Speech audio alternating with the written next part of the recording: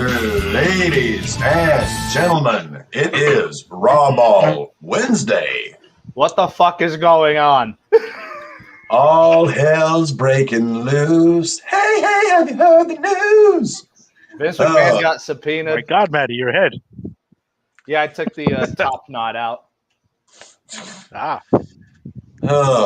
It is Wednesday RAWBall. Last night we had a very long chat with our good friend Dave Holland. Thanks to Dave. It was a lot of fun. He absolutely loved it. He's wanting to come back. I actually just emailed him trying to figure out what our next show with him would actually be. We have got a shit load to cover today.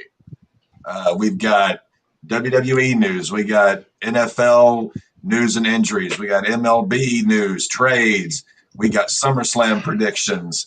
We got a whole hell of a lot. And to help us out, we have our cleanup hitter from our good neighbor to the north, Davey. Thanks for joining us on a RAWBall Wednesday. How's it going, eh? Doing good, brother. Going, but as well as it can be going. As you can see from my hashtag, all my teams suck. And as you see from my also this evening, 200th episode of the Dynamite. Yes, congratulations to Dynamite. They made it to 200. A Big lot milestone. longer than many people. A lot more than many people gave him credit for. Yeah. I'm actually trying to get the Phillies and Marlins game on my office TV here because I've got Zach Wheeler pitching tonight. He's probably going to get shit blasted, but that's just how my team has gone this year. All right, but let's start. Let's start with the the big news here. Let me pull it up here. Vinnie Mac. Yeah. So, once again in his career, Vince McMahon has been served. We kind of knew this was coming. I'm surprised it kind of took as long as it did. But he has officially been subpoenaed and a search warrant served for his paralleling of paralegals. I'm not surprised by this, but I'm just surprised by how long it took. He is presently on medical leave after spinal surgery. When did that happen? Apparently this summer he had spinal surgery done, so he's on medical leave. But I will share it. He was phoning stuff in anyway, as far as creative, so you wouldn't have to actually be at the shows to still fuck them up. And what he did phone in was horse shit. Yeah. So, federal law enforcement agents executed a search warrant and served a federal grand jury subpoena to WWE Executive Chairman Vince McMahon last month, according to a regulatory filing. McMahon is also taking medical leave from Sports Entertainment Company following major spinal surgery nearly 2 weeks ago. CEO Nick Khan announced Wednesday the duration of his leave was not specified. Essentially, here's what this boils down to, and I was talking about this with Maddie, and I said, okay, here's what he did wrong. Let's just say RAWBall was a publicly traded company, and the cap had paralleled a paralegal and then took company funds to shut her up. That is illegal. However, it's illegal, but it's not super like Bernie Madoff level illegal. I think all this is going to wind up coming down to is McMahon is just going to get fined probably substantially by the Securities and Exchange Commission. It could be more than that. I doubt it, but I think it's just going to be a big out of that spot. Now, do you think this could screw up the Endeavor finalization of that deal?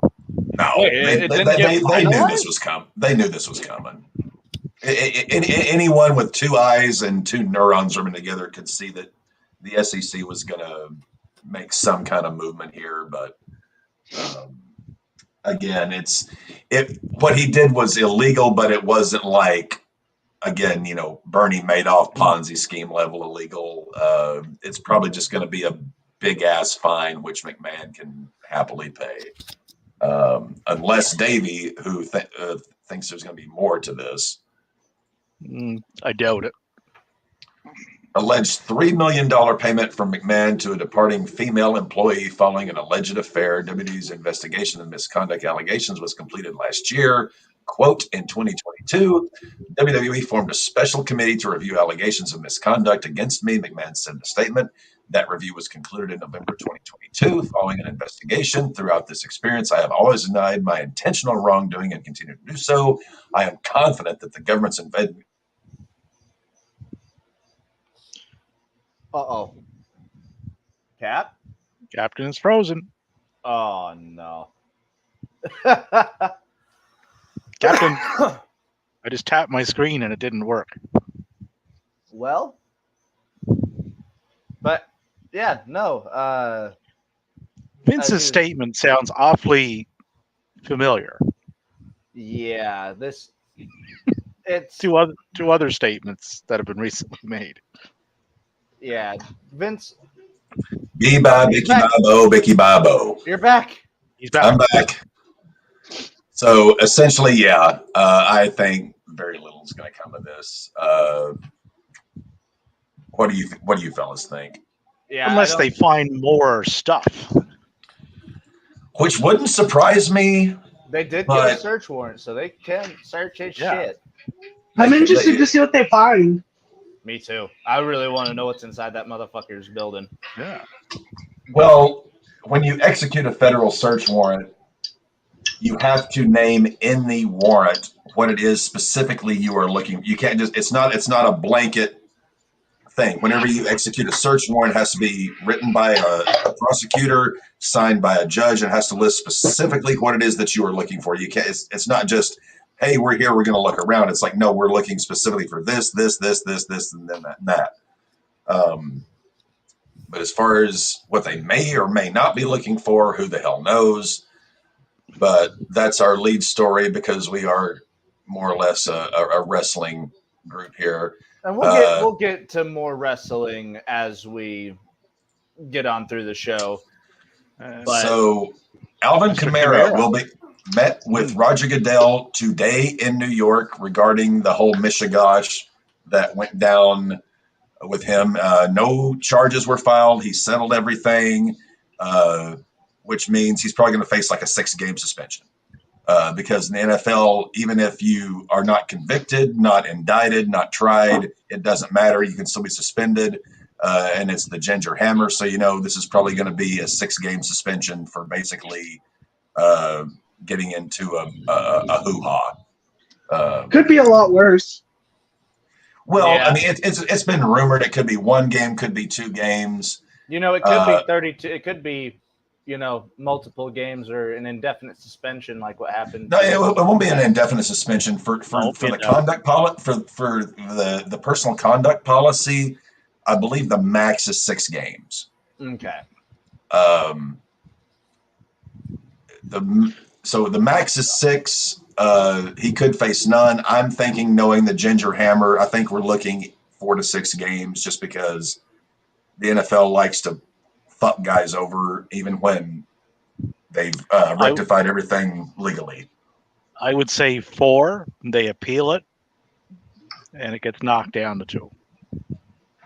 Well, keeping with the NFL news like that, that Denver Broncos player that just got hit with the Ginger Hammer for his betting, turns out he bet 32 different bets on the Denver Broncos games and players last season. Now, there are 17 games played, meaning this man almost put down 2 bets per game on the Broncos. Who the fuck would be betting on the Broncos other than Matty? Well, exactly. Well, if you bet on them to lose. And I did bet on them to lose. And guess what happened? When I did that, they fucking won. So our next story, Cooper Kupp, star wide receiver of the Los Angeles Rams, gets an MRI.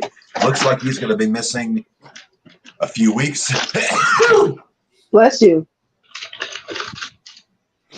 Bless you. Salud. Bless times 2.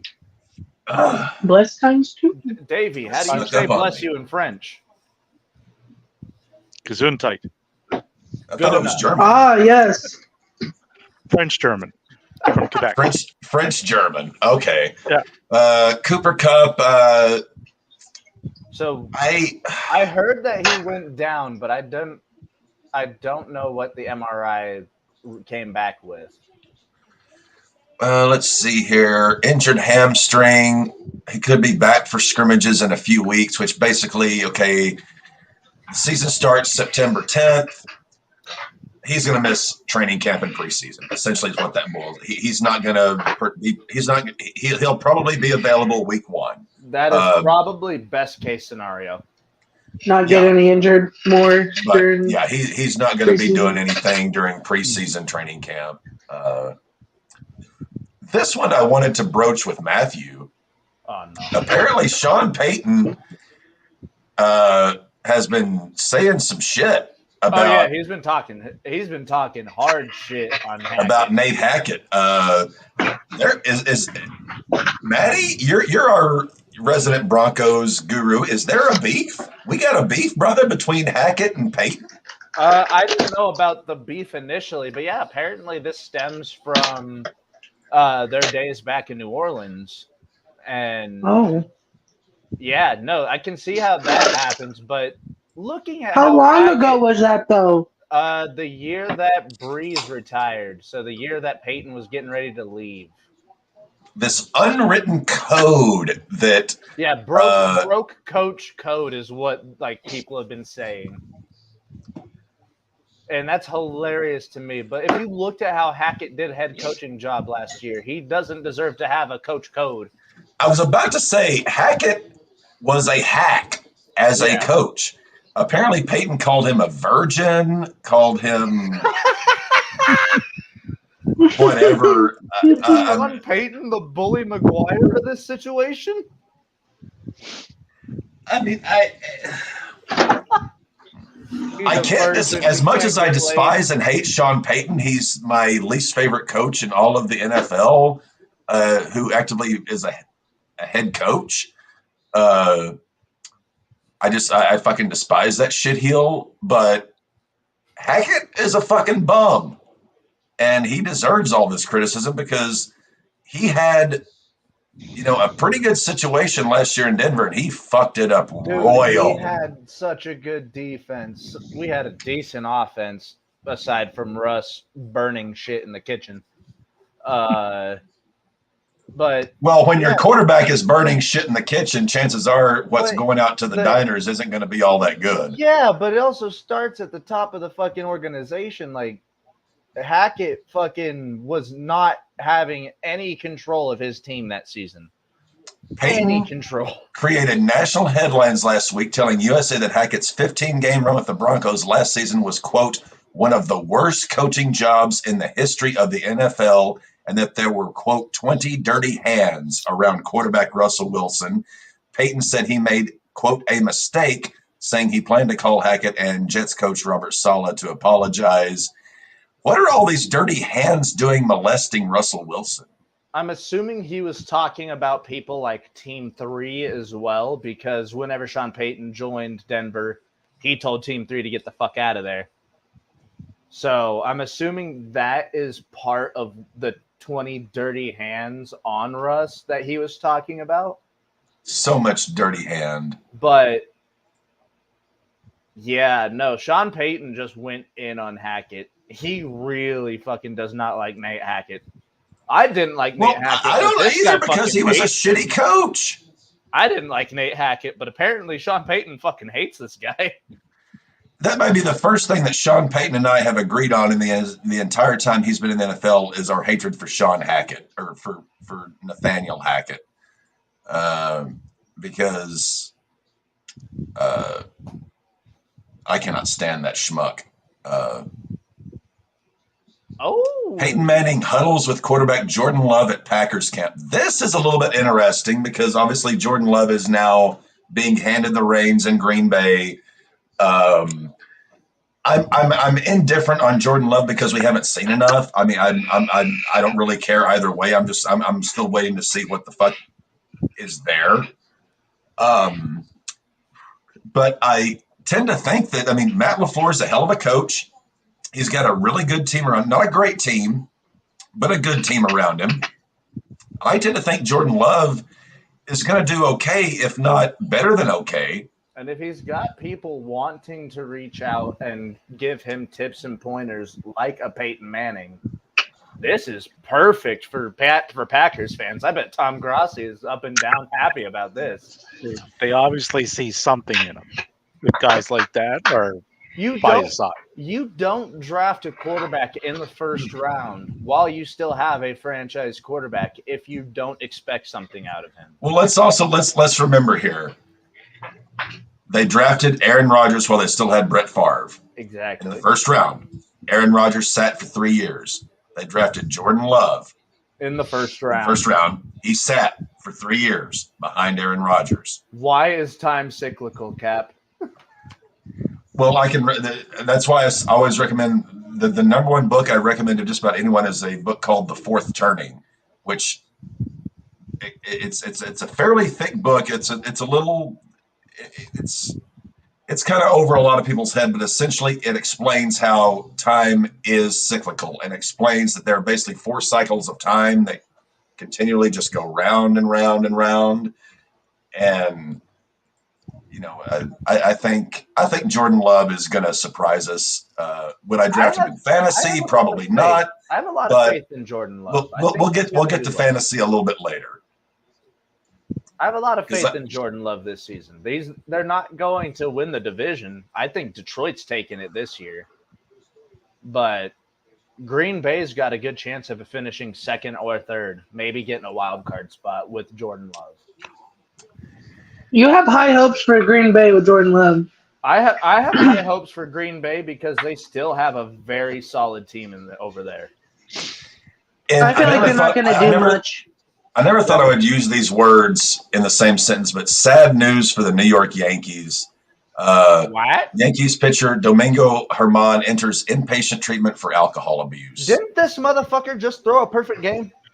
He did against the A's. And okay, never mind. He did just throw a perfect game against the AAA affiliate, but I digress. So he literally went from like one of his highest of highs to now being at his absolute low. Yeah. Yep. It happens. From the RAWBall podcast, people who've dealt with problems like that, we just hope nothing but the best and hope that he comes out on top. It's rare that I wish Yankee players well, but in this here. instance, I will. Same here. But sometimes when you hit that point, that's your bounce back point. So hopefully, here's one for our resident Canadian. Dave, Blue Jays, Bo Bichette lands on injured list with right patellar tendonitis. He is currently leading the American League in batting with a 321 average and 144 hits.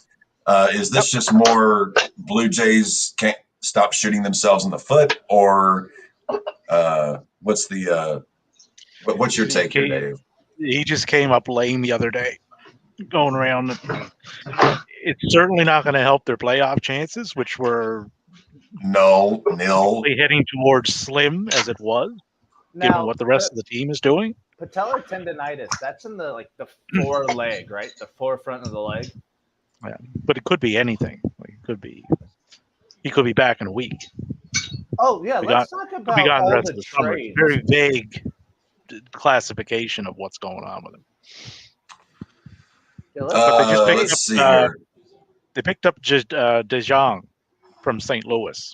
St. Louis they got him selling this deadline. Yeah.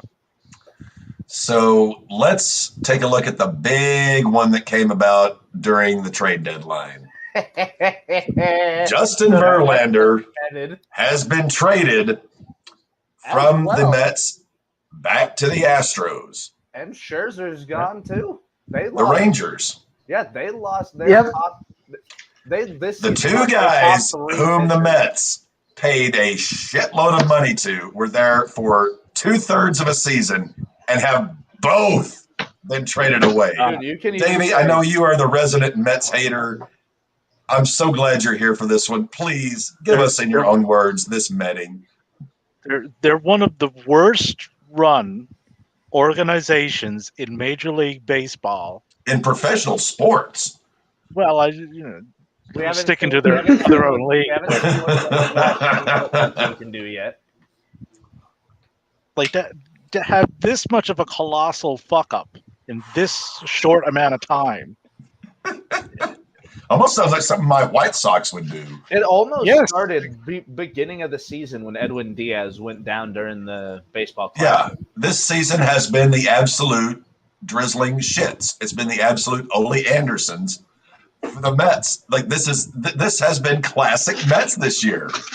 Everything looked so great, so promising. And we hit the trade deadline. Diaz is gone. Scherzer's gone. Verlander's gone. At least they have Frankie Lindor still, right? So to carry this Mets curse over, which I'm sure it will attach itself to, one of those two teams, the Rangers or the Astros, will likely win the World Series. I think it might be the Rangers here. Would the way they're playing and their run differential, I would give them a bigger chance than the Astros right now. Well, speaking of run differential, let's take a look at the MLB standings as they presently are constituted. The Orioles, our Red Sox turned that potential win into an unwin. So we lost.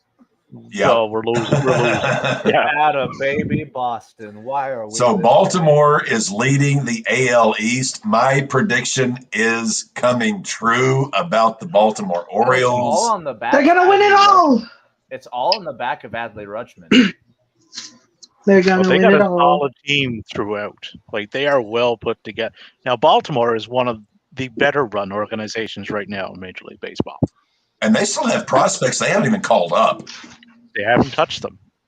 They could have very easily last year and this year, but they now let's not get too excited. They're only a game and a half up on the Rays. The Blue Jays are 7.5 back. Red Sox, Yankees, they're not getting it unless a miracle happens. So I think this division pretty much is these two teams. Baltimore and Tampa.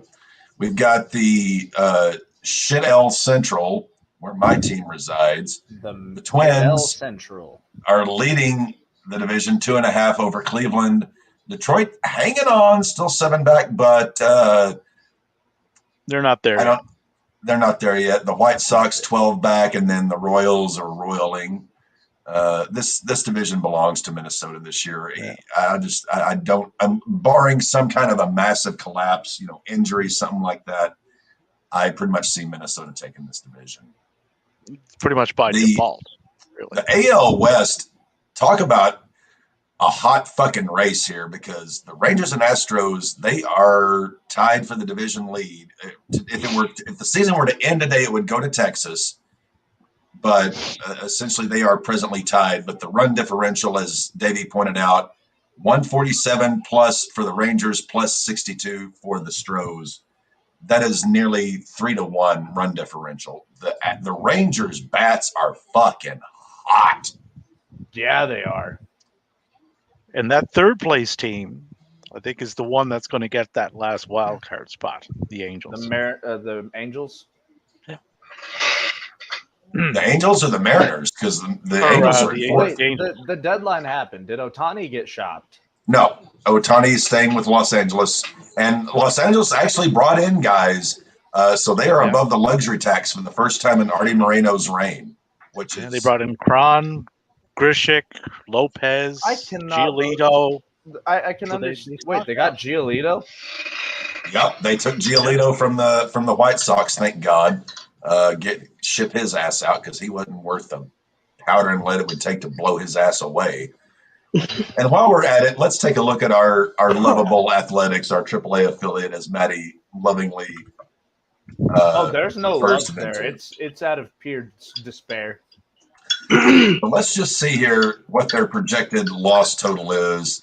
So we've got 162 times 0.315. So they're projected to win 51 games this year, 162 minus 51. So they are projected to go 51 and 111, which would still have them in the running for worst team in history. They're improving. The worst team in history was the Mets with 54 wins. So they're improving, but they're still dog shit. National League Braves are running away with the National League East. I mean, this division is not even close at this point. The Braves are absolutely running away with this thing.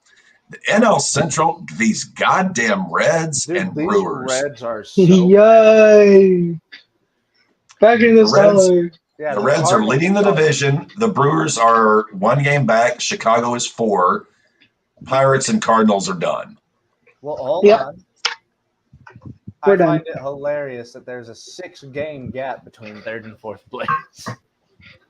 Yeah, I mean, the Cubs have been pretty hot as of late. 8-2 in the last 10. Yeah. Well, they also had a win streak of they're 8-2 over their last 10, and they won 6 in a row. So the Cubs are heating up. They could possibly threaten here. So this could be a division race to watch. Yeah, and that pickup they made of Candelario, that was an under the radar pickup that could be really good for them. Candelario is an underrated player. Yeah, I like his name. Why didn't I draft him? Because he's not Japanese and he doesn't have a mustache. Well, he should fucking grow a mustache. Because that name that's still not going to make him Japanese. He doesn't have to be Japanese as long as he's got that mustache. So this is going to be a very fun division to watch. We go to the AL or to the NL West. The Dodgers are up 2.5 on the Giants. Diamondbacks have started to fall. Davey, what's happening with your team that you said? I'm not worried about them. They'll be fine. Okay. San Diego will not be fine. Look at the run differential here, though. Yeah, Diamondbacks are well. They're even basically. What happened? Padres have a plus 75 run differential and have a losing record. Think about that. Plus 75 run differential and they have a losing record. And they're at least 1 game behind 500. Yeah. That is a level of dog shit and fuck up that I don't even know how that happens. I will echo that statement, but I don't want to pick on the Mets all the time. So that is a level of dog shit of like White Sox proportions. Just to divvy things up. Carry on. Oh, thank you so much. Just to divvy things up. Carry on. And speaking of dog shit and fuck ups, let's look at the Rockies. 42-66, 19.5 out of first place, minus 160 run differential. What is their percentage looking to get them at the end of the season? The third worst in the majors. Okay, let's see here. 389 win percentage. Predicted to win 63 games, so they are predicted to finish 63 and 124. Oh, 124. 63 and 124. Jesus. Did they up 63 and 124? Did they up the amount of games in Major League Baseball? Well, I'm just going off just percentages here. So 162 times 0.389, which is their present win percentage, which is 63 wins. 162 minus 63 is 90. Okay, so 63 and 99. Yeah, I was about to be like, Cat, you got games for the season. Yeah, so 63 and 99 is what the Rockies are projected to be. Rockies are going to be punished and have to play another 25 games. Fuck!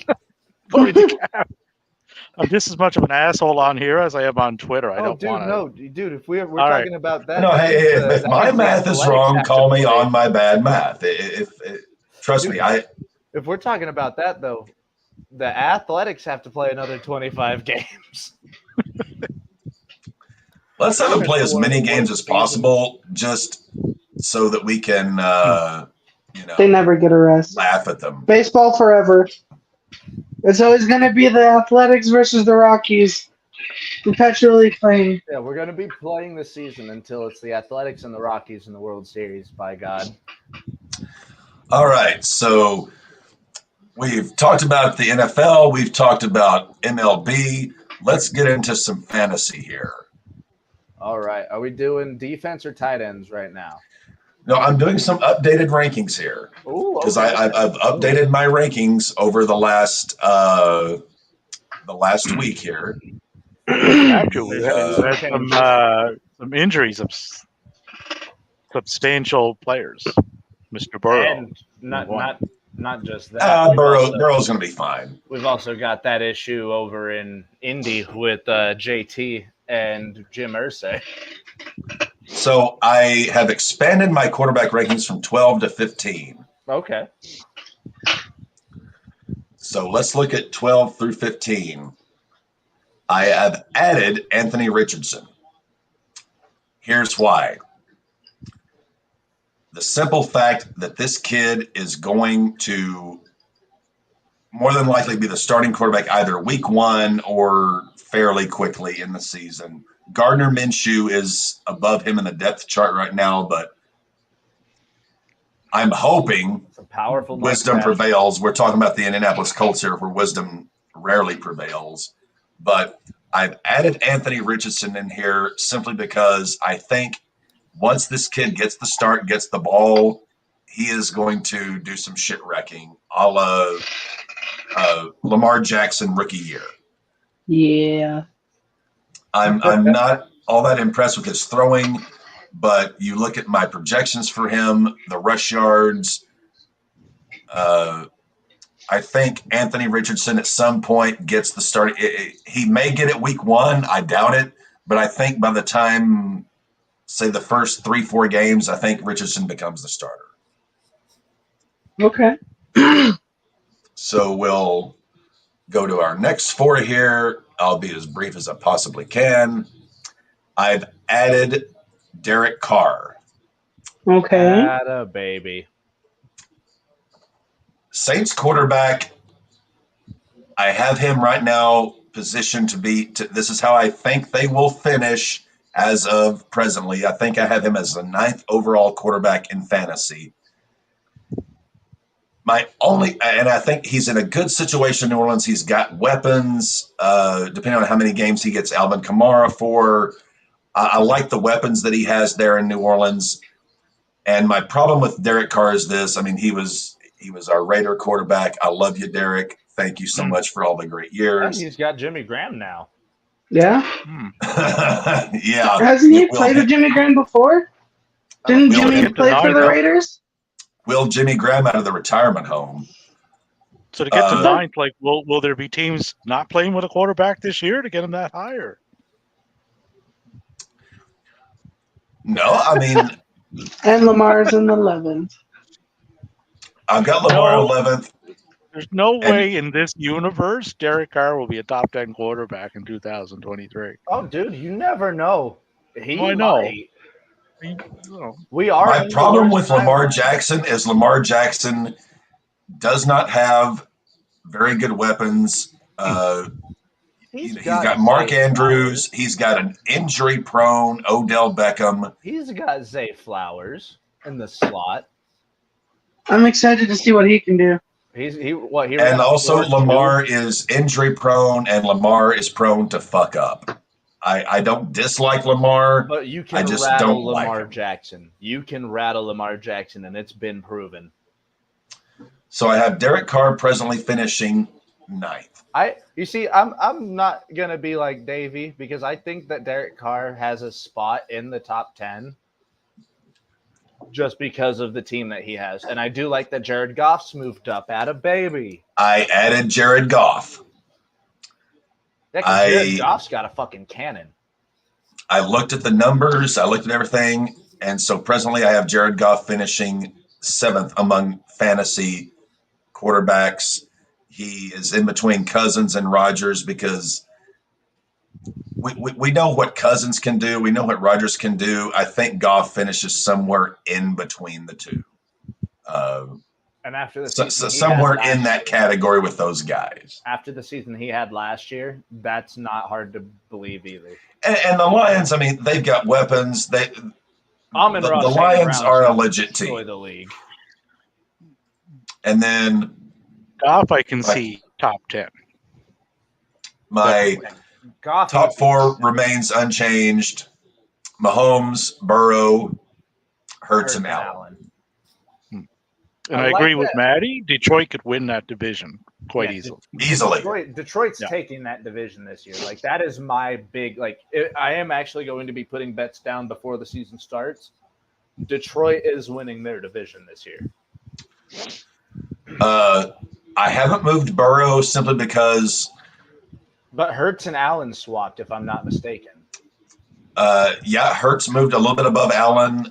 Again, I'm looking at the numbers and what I'm seeing. And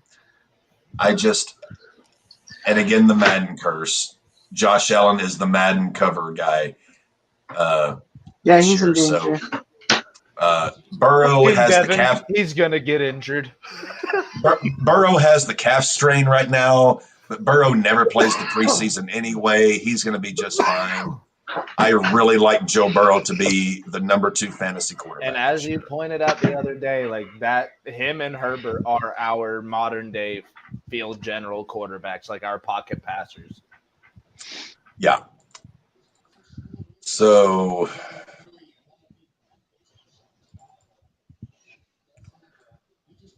I've made some changes to some other things.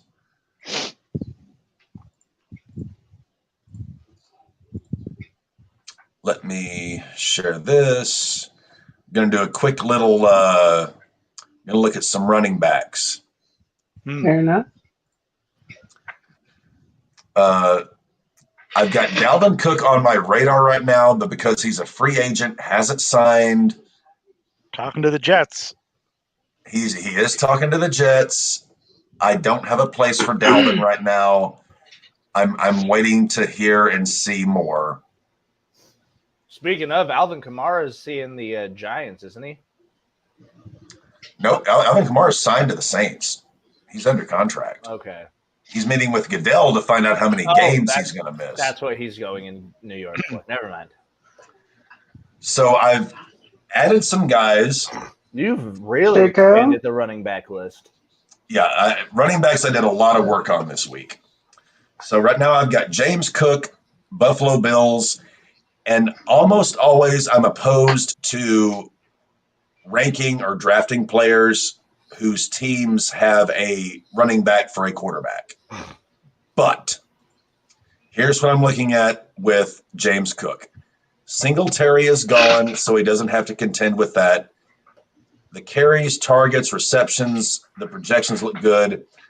The Bills last year were the number 2 ranked offense in the NFL, and they didn't lose any key pieces. This is kind of the number that I think possibly gives James Cook the chance, not the certainty, but the chance to really do something if they are finally committed to not running Josh Allen into the fucking ground and not using their quarterback as a goddamn running back. I also added Dameon Pierce, Houston Texans running back. I would not draft him, but I like what I see. There's things there. Isaiah Pacheco, Kansas City Chiefs. Again, it's the cheeseburger walrus. He refuses to run the ball. But Pacheco got a lot of yards last year. But Pacheco did play well last year. I have him very low. I've got him as what we would call an RB4. Presently, we're looking at a 12-team league, which means, 1 through 6 is RB1, 7 through 12 is RB2, 13 through 18 is RB3, 19 through 24 is RB4. So I have him finishing as an RB, a low-end RB3.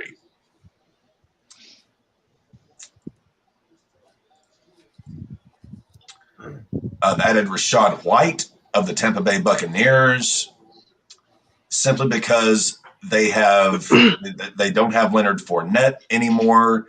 Baker Mayfield isn't quite dog shit, but he's still Baker Mayfield. And I could see possibly Rashad having something there. Saquon Barkley, I have him so low simply because of the injury history. I don't trust him to either play a full game or contract horse shit or what the fuck ever. I don't trust Saquon Barkley. Ramondre Stevenson, Bryce Hall Jr. Now, Bryce Hall, this could change if Alvin Kamara signs with the Jets. These are all presently subjective.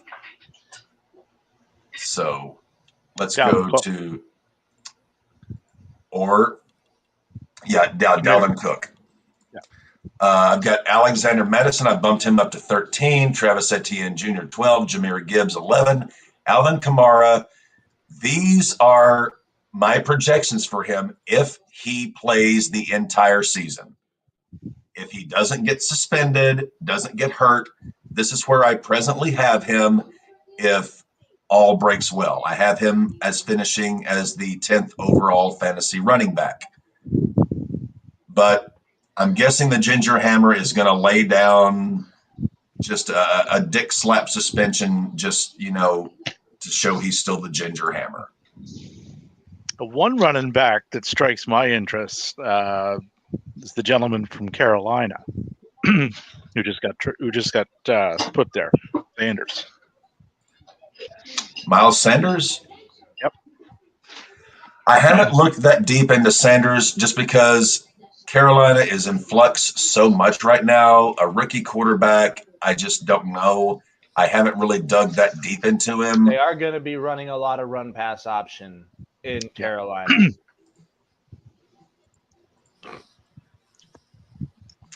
Because they can't run through, Jonathan their Taylor entire continues. offense through running rookie quarterback, though. So Jonathan Taylor continues to fall down my board. And that's not on the fault of him. Davey, educate us all here with Jonathan Taylor and the Indianapolis Colts. Jim Irsay being the most coked out owner in the NFL, the most pilled up.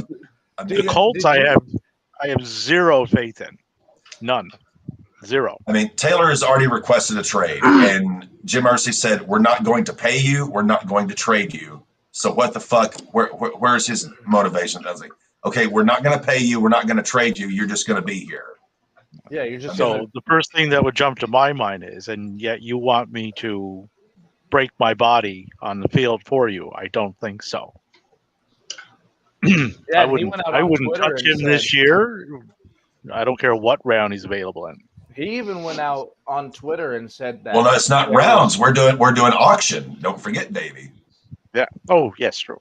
But he even went out on Twitter and said that there was no injury and he never reported anything to a doctor. So most of the shit's being made up about him. So Jonathan Taylor is falling down your list, not at any fault of his own. It's completely about the organization around him. Yeah. It's not his talent. It's not his talent. It's his current situation. That's the issue. Nick Chubb, I've got 8th. Christian McCaffrey 7th. A lot of people have McCaffrey number 1 or number 2. The only reason he's there is because of injury concerns. A lot of tread gone from those tires. If he's on, he's first. So I'm balancing the odds here. Yes, he could finish number 1. He could finish 120th.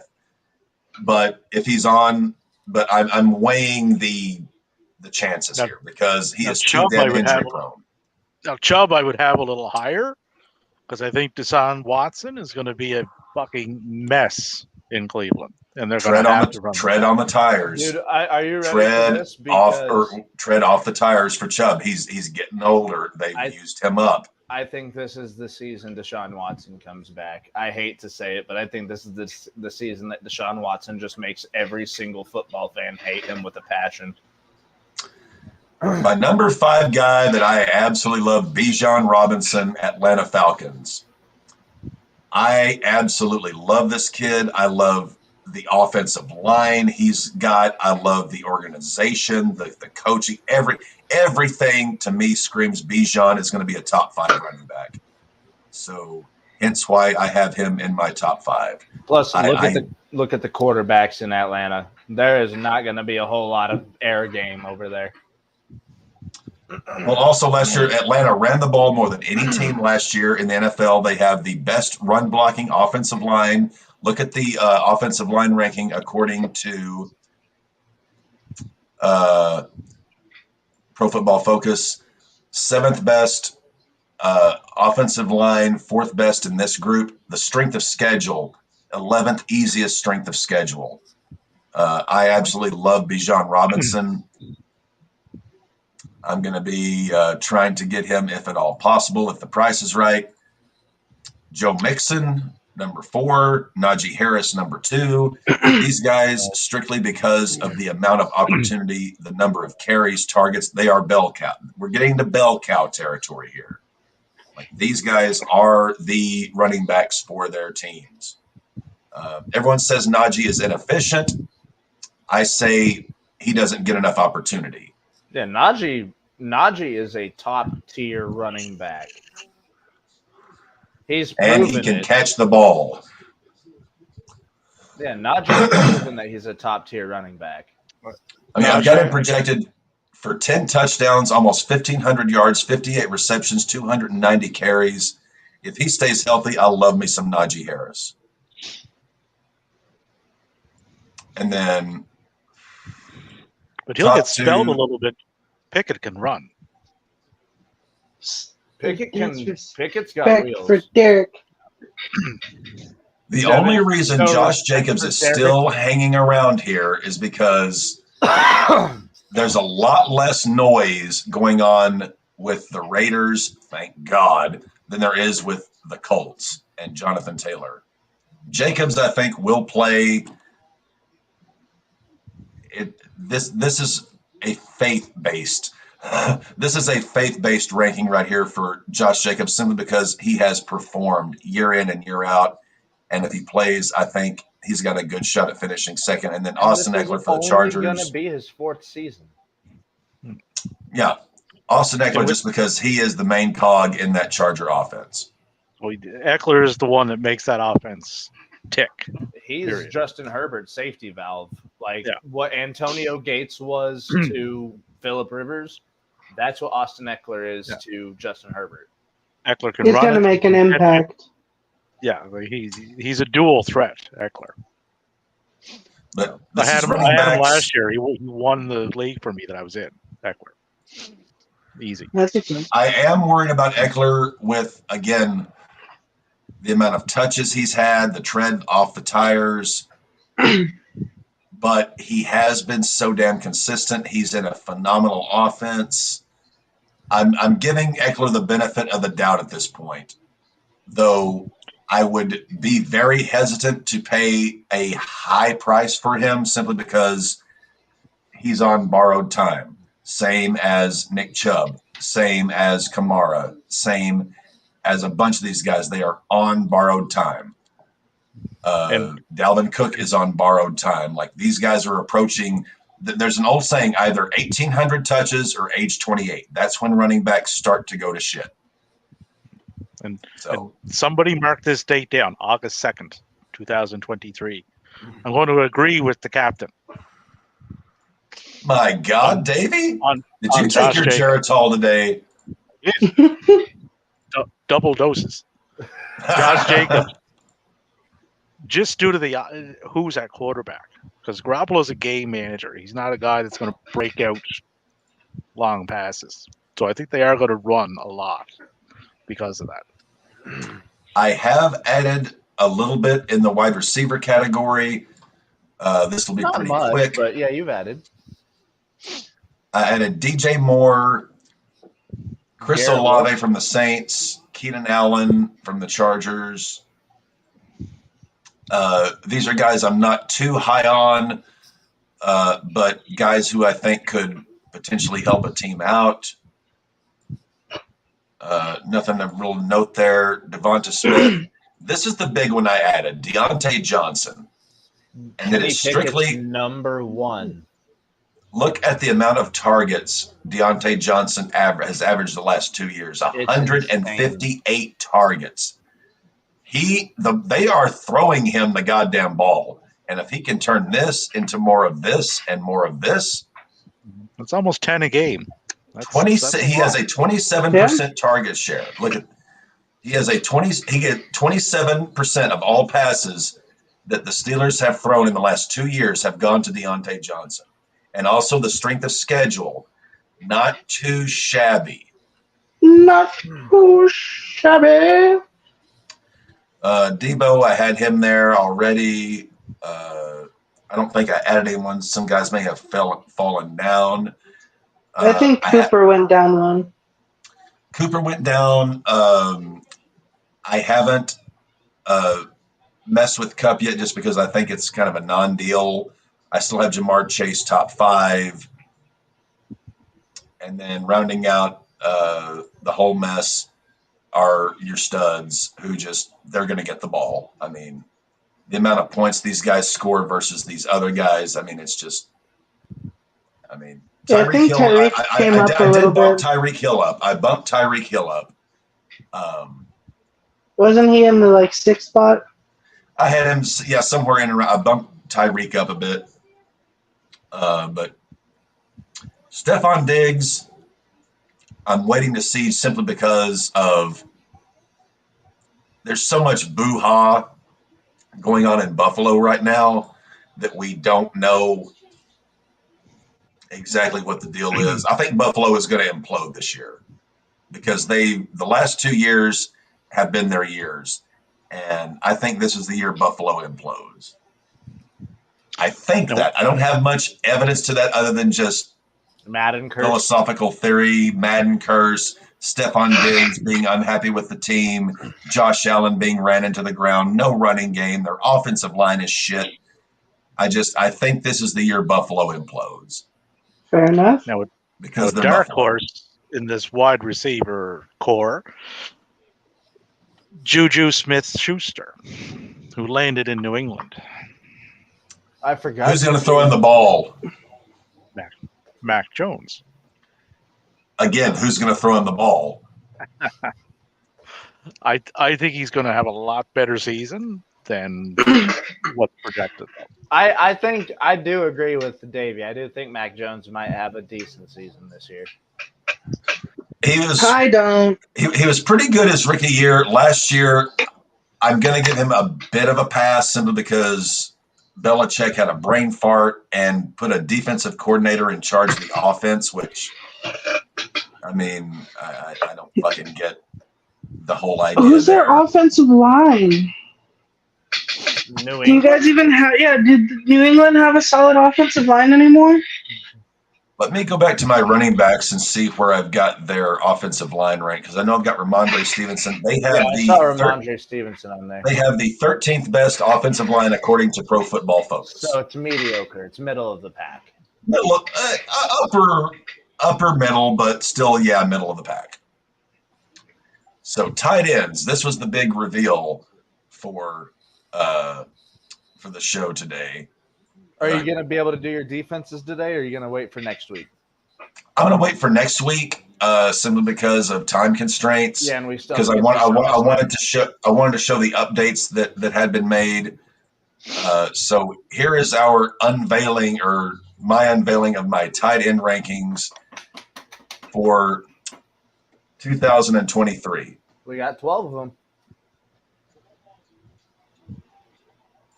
Now, I will be the first to say I've always valued the tight end position, but recently we have not had a whole lot of top-tier tight ends. They drop off so quick is the thing. And they get good in the end of their career. Look at Travis Kelce. He didn't get good till, 3 seasons ago? No, Kelsey's been a beast since 2016. I don't want to think about that year. So I've got Kyle Pitts, number 12 for the Falcons. I like Kyle. He just hasn't proven it yet. David Njoku, same thing. I like him. He hasn't proven it yet. Gerald Everett, I love the offense the Chargers have, but there are so many mouths to feed in that offense. Eckler, Williams, Allen, and also this new kid, Quentin Johnston, the rookie first-round wide receiver that they drafted. Still can't believe they drafted a receiver in the first. Because Allen and Williams can't stay healthy. Because they can't stay healthy. So I think when one of those two jabronis go down, you're going to see Quentin Johnston step up and be. He is a big. He's like DK. He is a big, stout, fast motherfucker. So I could see Quentin Johnston coming on towards the middle end of the year when one of those guys goes down. Let's get to our next three here.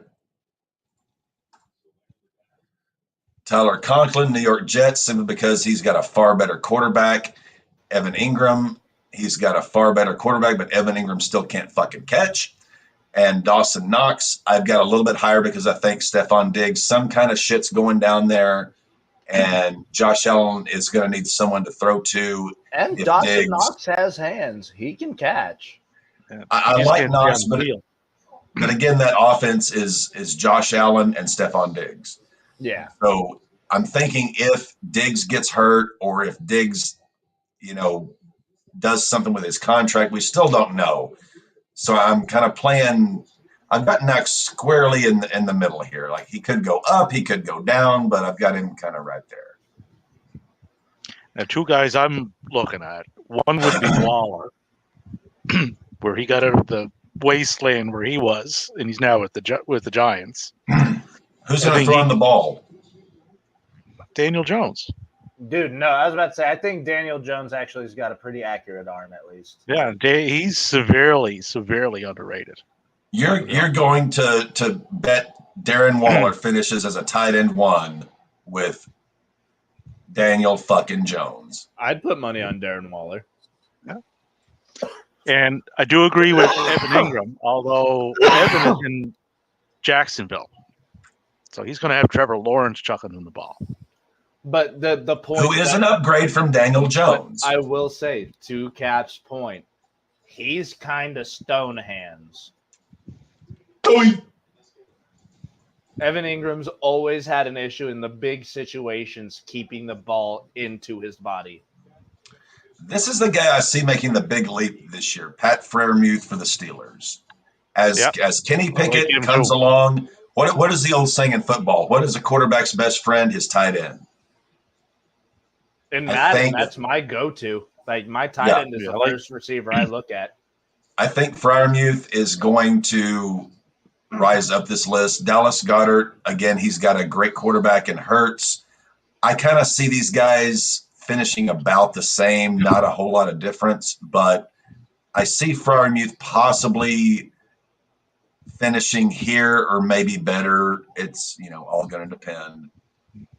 Number 4. I think another guy to keep an eye on too is Kmet out of Chicago. Possibly, you're not wrong, Dave.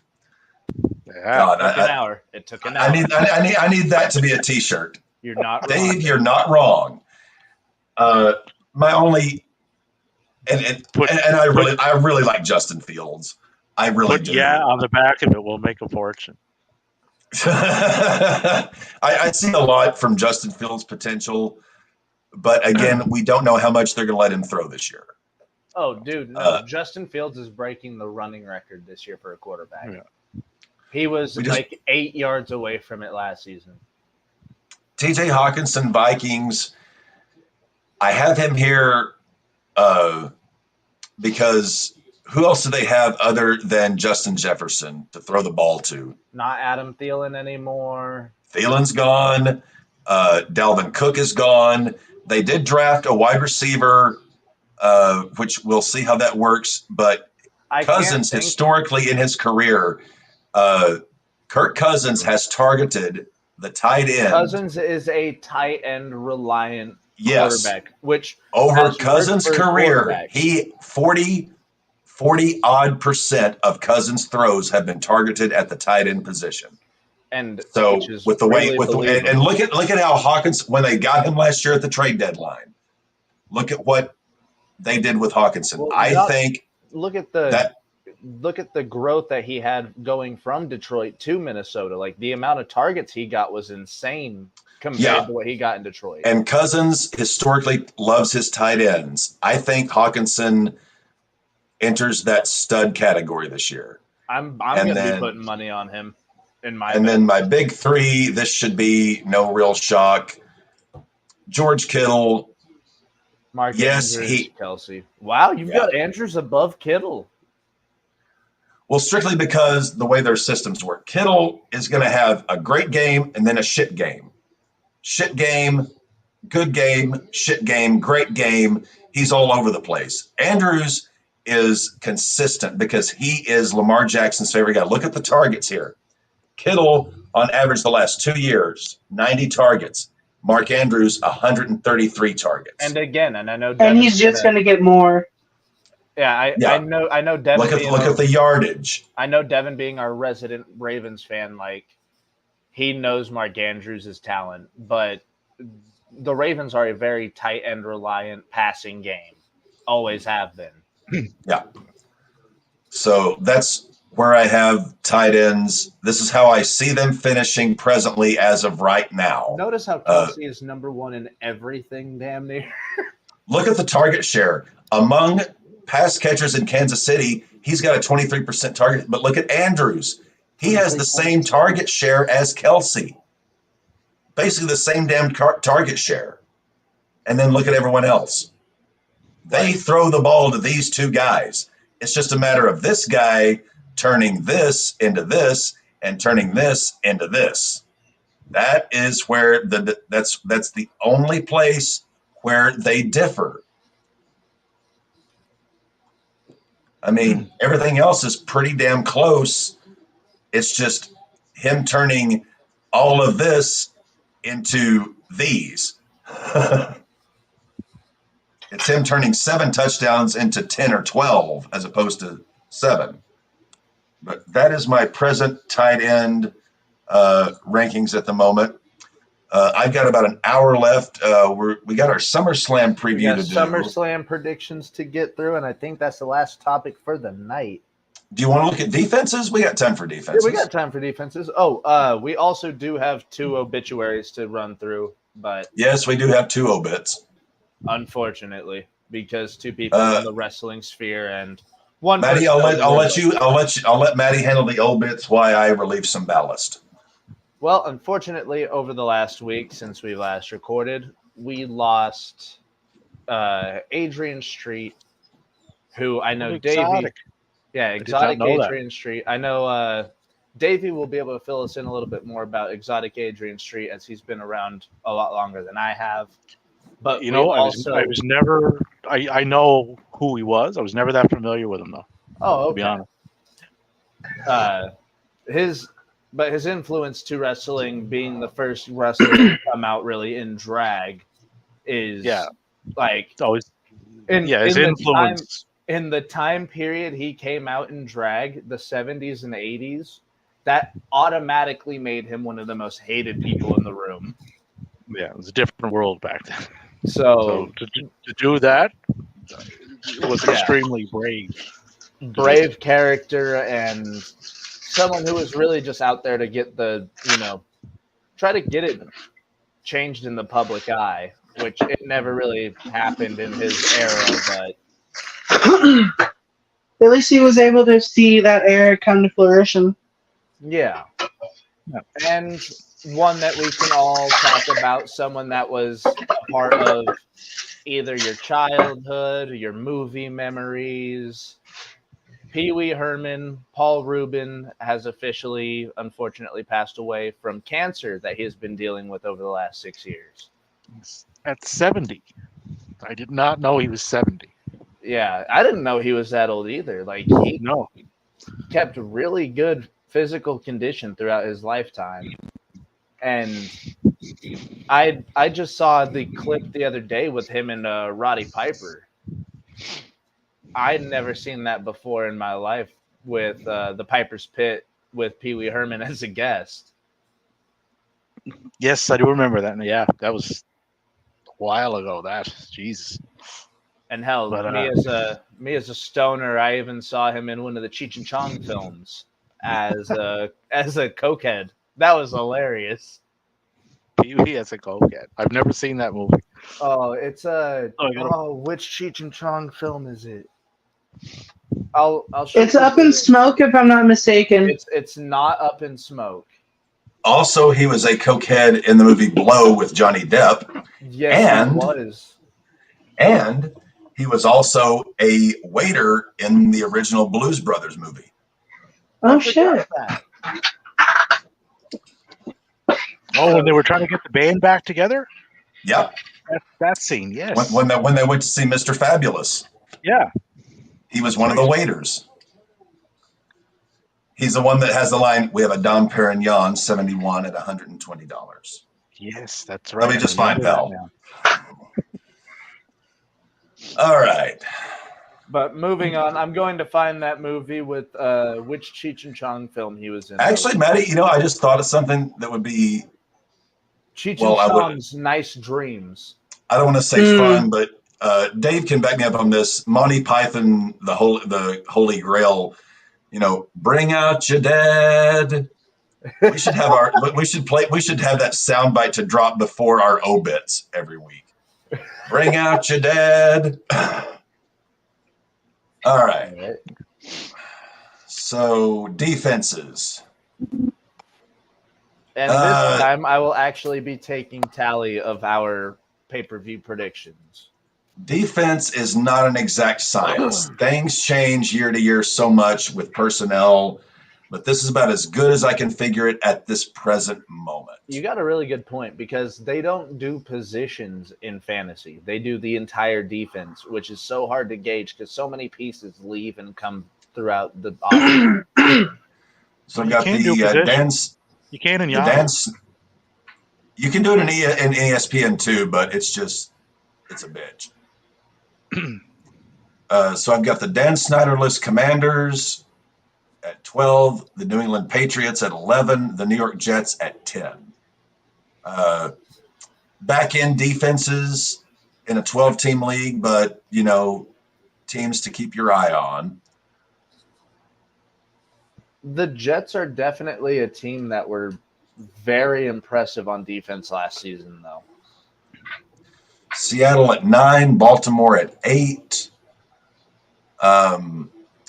And again, these are the unit rankings based off of PFF, but all these strength of schedules really bother me. I mean, these teams, while they have good personnel, their strength of schedule really upsets me. So I'm not. I generally go by who is in your division and how bad are they? Because you're going to be playing them twice. Packers, again, they're kind of in this group down here. The Saints, I like as a defense. They're not top 5. I like the linebackers. Secondary is meh. Defensive line is atrocious, but the strength of schedule, they have the 5th easiest strength of schedule of any defense in NFL this year. So that's why I've got the Saints just outside the top 5. I think they could succeed despite themselves. Where have you got Jacksonville? They're not on here. They should be. They're Jacksonville. Right. But they're also going to play Houston twice. They're going to play Tennessee twice. And they're going to play Indy twice. Dave does have a very valid point there. Cleveland, number 5. I like those games. Yeah, but those are only 6 games out of 17. That's still a good portion. You need that's a third of the season. You need a defense to be every single week kicking ass for you. No, you just drop them and you pick something else off the waiver wire. Well, Dave and I disagree here. I did it all last year. I just looked 2 weeks ahead. It's like, okay, who are you playing in 2 weeks, and are you available? If you are now mine. I really like Cleveland this year. The easiest strength of schedule of any defense in the NFL this year. Now, have they allowed helmet swinging on defense? Because the Rams and the Browns should be up at the top. Look at these unit rankings. The 8th best secondary. Linebackers, middle of the pack, 6th best defensive line. I mean, Cleveland is definitely a unit. I like this defensive unit. Buffalo, I'm kind of torn on. I've got them 4th. The talent across the board is phenomenal, but they have the 2nd toughest schedule. They got to go up Yeah, and Buffalo got to go up against Miami twice, who is going to be a lot better. The Jets are going to be a lot better. New England, I know you don't like them, but they always give Bill people hard. Belichick. I love Bill Belichick. I hate New England, but I love Bill Belichick. But they're hard games. I always used to go after New England for the exact opposite. They got to beat up on the Jets, and they got to beat up on Miami. And they got to beat up on the Bills, who weren't doing shit for the and the longest Bills, time. for quite a while were perennially The Bills, 8-8. I could see in this group being the one that either that could really fall down big time, simply because yes, they have tremendous players, but that strength of schedule, I would not be drafting them because I'm not dealing with that week in, week out. I think the Bills could fall all the way to first in that division this year. Okay. Steelers. Not a big fan of the secondary or the linebackers, but obviously TJ Watt. Steelers are notorious for being sack happy. It's a really pretty well put together team. Mike Tomlin is a defensive coach, and the strength of schedule I like here. 7th easiest. I like the Steelers. Would I draft them as my number one defense? Maybe. I would have to look at the schedule to start the year out, but I like the Steelers. I like Number KC 2. too. Okay. 49ers. Again, Pittsburgh's defense, if TJ Watt is healthy, they're one of the best defenses in the league. If TJ Watt is hurt, they're fucking horrible. The 49ers have, if you added all these up and took the average, the 49ers have the best defensive personnel units, D-line, linebackers, and secondary in the NFL. But this, again, it's the same thing as right here. I love the units. I hate the schedule. So that's how I could see them either they could finish well or they could plummet. And it's all going to depend on health. These are health situations between the Bills and the 49ers. And my projected number one defense for 2023, the Dolphins. Really? Okay. Hey, Bradley Chubb, let's fucking go. The strength of schedule is middle of the pack, but the defensive units are really, really damn good. And again, they have a far easier path to finishing here than these two. This is kind of the kicker here, the strength of schedule. These guys have the second toughest and third toughest schedules. Miami has middle of the pack, but they've got damn near as good of units. So I've got Miami right now finishing as my number one fantasy defense. Now, I have as much faith in Miami as I do the Blue Jays. So I'll just leave that there. How so? I'm curious. I've just never had any faith in anything Miami does because it always seems to backfire on them in one aspect. They did lose Jalen Ramsey. Yeah. But they signed Eli Apple, which is sort of -2 +1. So Devin and I can. I would say that's a -3 plus nothing. Yeah, I think Eli Apple sucks. Devin and I. Eli Apple has had his moments. Overall, yes, I'm more with Devin that that's why I'm saying it's more subtraction by addition, not addition by subtraction, but. And obviously, with Ramsey being out, this is probably going to change the secondary ranking. PFF hasn't updated it as of yet. But at present, I'm looking at Miami or Pittsburgh because of the strength of the team and the schedule. And Cleveland as well. I like Miami, Pittsburgh, Cleveland, and possibly New Orleans, but I just do not like their personnel. So that is where Cap stands presently on defense. We're not even going to fuck with kickers because kickers are kickers. and as we go by the weeks, going number one. I will share my updates as I may change them, but these are presently how I see things. All right. Anything before we get into the meat of the matter, the SummerSlam card? Has the full card been released? Yeah, It has, it's this yeah. Saturday. Pay-per-view is Saturday. Yep. No, I know that, but I didn't know if they still 8 had matches. some to add. 8 matches? Well, 7 matches and a thrown together battle royal. So Yeah. Oh, So lovely. I'm going to share my screen, and we are going to. Okay. Maddie, you said you're taking notes. Yeah. You're taking predictions. I will be taking down who we predict for our matches, so that way we can come back next week and pick a loser for the week for the pay-per-view. what's So, Captain going to get? Are we getting him a cup? Get him the SummerSlam Cup. Yes, we should get him a cup.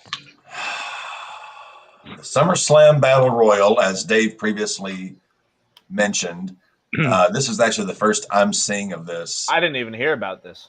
LA Knight is in a fucking battle royal. Yep. LA Knight is the reason that there is a battle royal. Cool. So LA Knight, Because- right, guys? Yeah, I can't see them being that tone deaf to have anyone else win it. What's the prize? I don't even know if there is one, to be honest. I think it's just the SummerSlam Battle Royal. Yeah. The winner, if it's not LA Knight, the winner of the prize is just to say that they beat LA Knight. I mean, it would have to be like either an Intercontinental title or a U.S. title shot, I would think. So The winner gets to win no 2 matches in a other row on superstars SmackDown. officially announced. So it has to be LA. No, Anybody- Nakamura's in it. Sheamus, Ciampa, LA Knight, Chad Gable, Otis. They're all announced. Anybody else going? Anybody other than LA? No, I'm thinking L.A. just because we know Vince is on medical leave, and again we saw last year SummerSlam was the first PLE that Hunter had full control over, and SummerSlam last year was pretty goddamn good. I think wisdom and reason will prevail, and LA Knight will win this. And Devin? Yeah. Yeah. LA Knight? Yeah, no, I already said LA Knight. Okay. All I right, thought you were match. trying to have me add on. I was like, yeah. Logan Paul versus Ricochet. I know Maddie is Logan. looking forward to this one. I think this match is going to be really fun, but unfortunately, I'm with Devin. Yeah, Logan Paul. Logan Paul. Ricochet should win this. He He won't. should. He won't. So, begrudgingly, I will go Logan Paul. So we got I think it's unanimous for For the LP. first 2 matches. Ronda Rousey versus Shayna Baszler. It's going to be Ronda, but I want This is Shayna. probably going to be the match where I go take a shit. Of Because all the I would, matches- rather, 100%. No, dude, I'm actually excited for this match. I would rather smell my own fecal matter coming out of my rectum than watch this. I'm really looking forward to this match just because this is the match that both of these women have wanted for a hot minute. A long time. I'm going I Shayna. am completely indifferent as to my excitement level on this. I'm with Dave. Like I could give 2 shits. I just hope it's Shayna because I hate Ronda Rousey.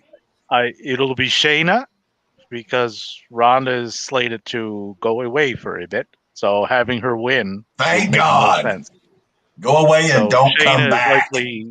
Shayna is likely to go over and then continue on to be booked into oblivion. And Cap and D, you guys also said Shayna, right? Yep. Yeah. All right. That is 3 in a row that we have clean swept. Cody Rhodes versus Farmer Brock. Cody. Cody. It has to be Cody. They Otherwise, keep you're just making gonna. him lose. They're just.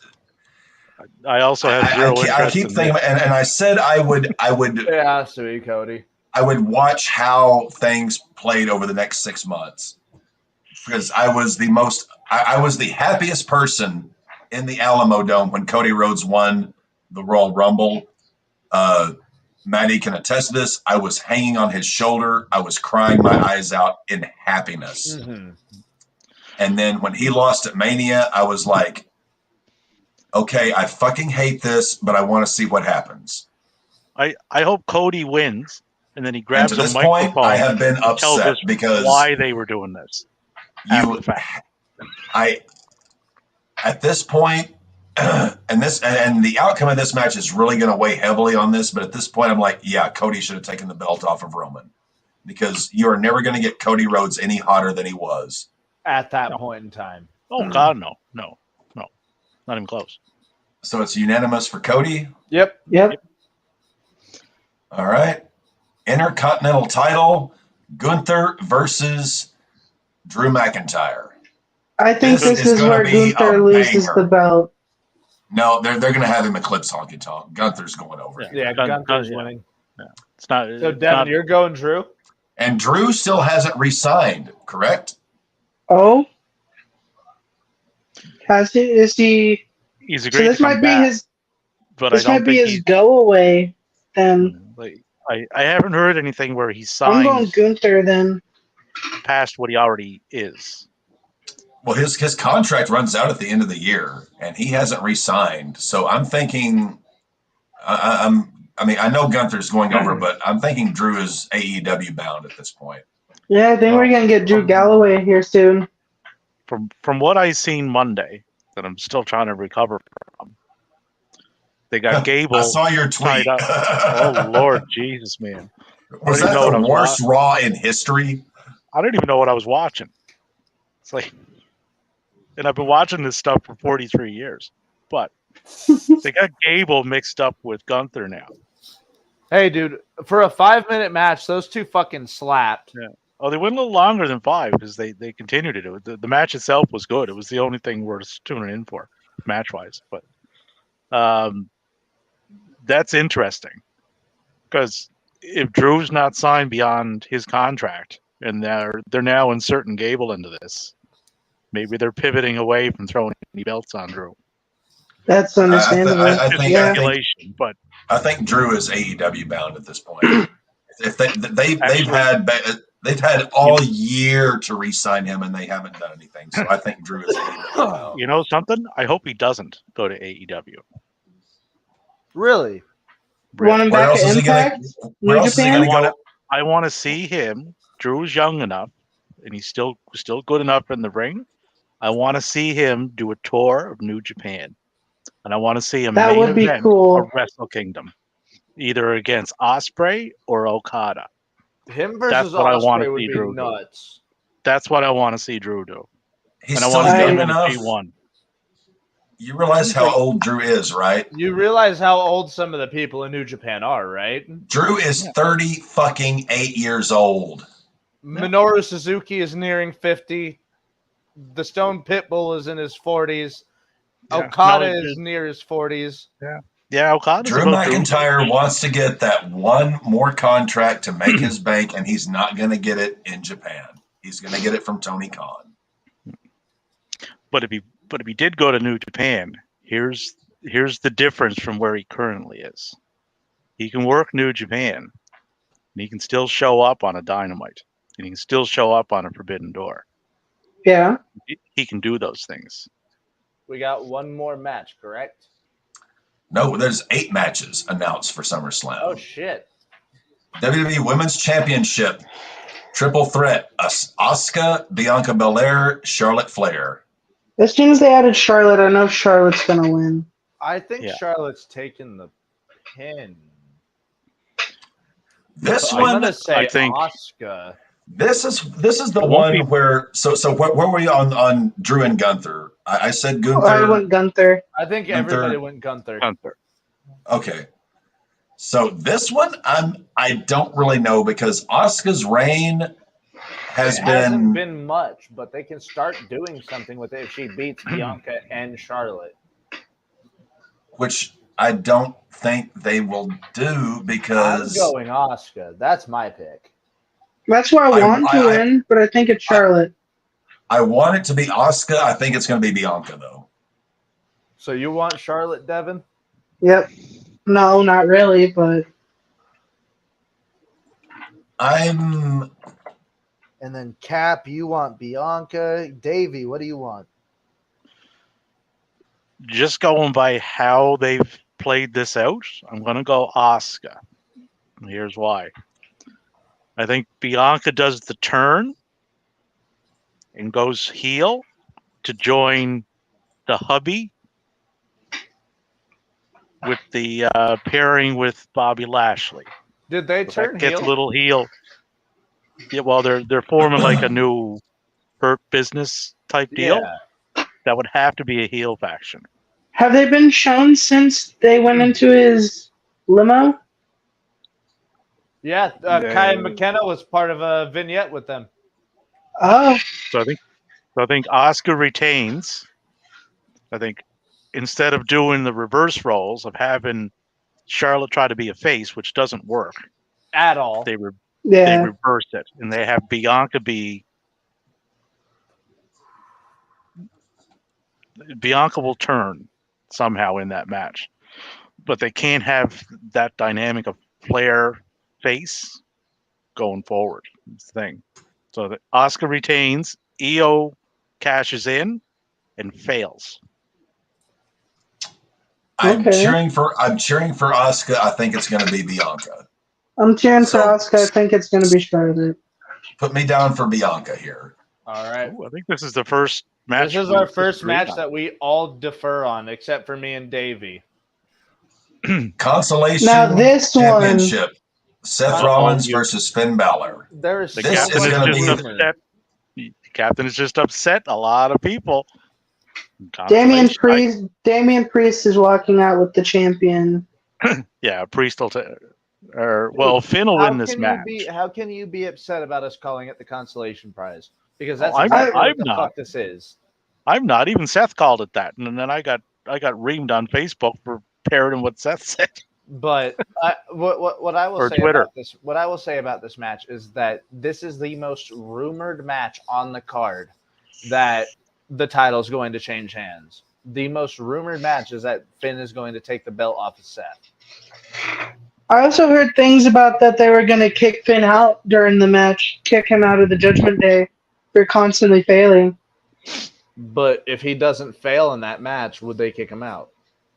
No, but if he Okay. fails, I've also been hearing things that they might even add Bray to be their new leader. No. That would be a horrible, horrible decision. I don't want them to do it, but I've heard things about it. But kicking I Finn am out going. would effectively turn him face, which does Yes. not work on the main roster. No. They've tried it before, and it fails miserably. Smiley Finn is the worst Finn. What if he goes I- back to NXT, Well, gets rejected from the Judgment Day, and takes the belt from Mysterio? Well, they've been on NXT, which is another bone of contention of mine. I'm going Seth here because Seth is the absolute best worker in professional wrestling today. I honestly don't like the booking of this match because it seems like Seth has owned Finn at this point, so I don't know why they're doing a third one. I will say Seth as well. I'm going to be cheering for Seth Rollins, and I think anything other than Seth retaining here is only going to damage what is already a damaged championship. And Pencil me in for Seth, but Seth put needs to in carry quotations. this. Priest is walking out with the belt. Seth needs to give this belt legitimacy. If they want to make it legitimate, Seth needs to carry this belt for at least a year. But Finn can do that too. Yeah, Finn can also carry it for a year and legitimize it as well. Finn is did fucking that 40 with years old. Yeah, but Finn did that Priest with is the old, but he NXT could do it too. He carried that belt. Seth and is your guy here. You keep the belt on Seth. I don't like doing this match. I would prefer now if Booker of the Year 2022 were booking this, I would have done a triple threat with Seth, Finn, and but if Finn wins the title, Razor Ramon, Priest? Damian Priest. Yeah, I would have done a triple threat here That is what I would have done. I would have done a triple threat match between Seth, Finn, and Damian. That is what I would have done. Would you have Damian going in with the Money in the Bank still? Yeah, he still has the briefcase. I would have done this as a triple threat where Seth retains in the match. And then Priest cashes in afterwards. No, I would contemplate. I'm not saying I would do it. I would contemplate Damian trying to cash in once the match is over. It wouldn't have happened before. That would have never happened before. I would contemplate it, but I would still have Seth going over, regardless. Because if I am trying to legitimize this piece of shit belt that they have thrown out there, if I'm trying to legitimize it, I'm keeping that belt on Seth until until Gunther or until Cody hits that level again. I'm keeping the belt on Seth. I would go Finn, and then you have Finn with the belt, and you got Priest with the briefcase. They're all in the same group. Going Finn? Yeah. So that causes and how does that help the belt? It forwards those two guys, not the belt. You're trying to make this the legitimate World Heavyweight Championship. You do not forward the belt by having two guys in a faction, jerking each other off. No, but it furthers that story. So one of those guys, but does not further the belt. Right, but it furthers your that belts story. Have to be your preeminent point of. Your championships have to reign supreme over everything, except in very rare circumstances. Very rare. But the thing is, there's a third guy involved in this that's not in this match, which is Jordan Devlin. You need one of those two guys out of Judgment Day to get Devlin in that group. So if Finn has that title, Priest cashes in, one of those guys are getting ousted and going face. And it could go either way. Whoever gets ousted, Devlin comes in. And I don't think it's Priest that's going to be getting ousted. Merry way with whoever, right? He'll be. So I'm going. Regardless. So what's the Maddie? What's the final tally here? I'm going Seth. Devin's going Seth. I'm going Seth. Davey is going Finn. But me and Davey both think there's cashes in. We're both thinking Priest is walking out with the belt. No. I don't think Priest cashes in at SummerSlam. No, I think that's down the line a bit. Yeah, I think they hold off and they build that tension within that group, and they run with that for a little while. I don't think they're going to do it at SummerSlam all in one Which shot. Is only going to devalue too much of a story to tell there to do it in one lump sum. Belts over story, unless the story is going to be better than the belt. But that's just me talking. So do you see that happening with this one? Where the story takes over the belt? Or are we having Roman put down Jay? Oh, Jay's not winning. Jay has a 0% chance. No, Roman is winning this match. And that's so we have the undisputed we have the Roman Reigns Invitational here. The Roman Reigns PLE Invitational, where he destroys someone. It's a tribal rules match, which whatever the fuck that. Yeah, what the fuck is tribal combat?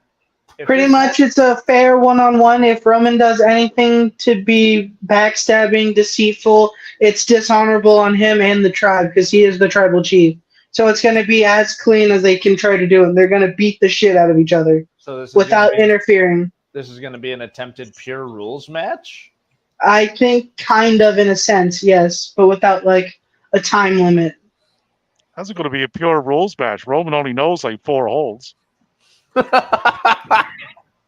But he did have that guillotine to put him away last time. Yeah, that's one of the 4. That's one of the 4. We all know Roman is going over here. It's just going to be a matter of how. Roman will have that belt until after Mania next year, until he passes Hogan. Yeah, he's going to. Yeah, they're going to have him pass Hogan. You think he's Which, Davey, correct me if I'm wrong here, which would be September of next year for Roman to pass Hogan? Around Money in the Bank time, it would be. Which would be May, June? No, June-ish, I think they had that one. So sometime next summer is when he'll. Yeah. So Roman's going to have the belt for another year.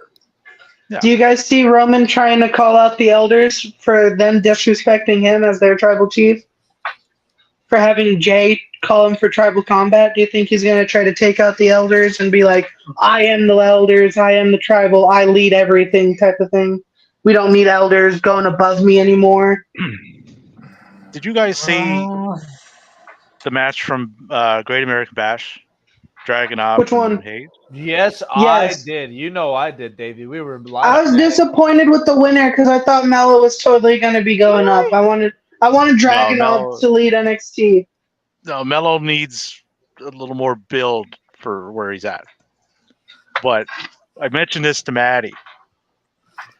Bring up Dragunov and put him on SmackDown and build him and build him and build him over the next year and have him be the guy to take the belt off Roman. You got Dragunov on SmackDown. You would have Gunther on Raw. And they would both be the main champions. And there's your guys. His plot was. You realize Dragunov is 30 years old. Yeah. Young in wrestling standards.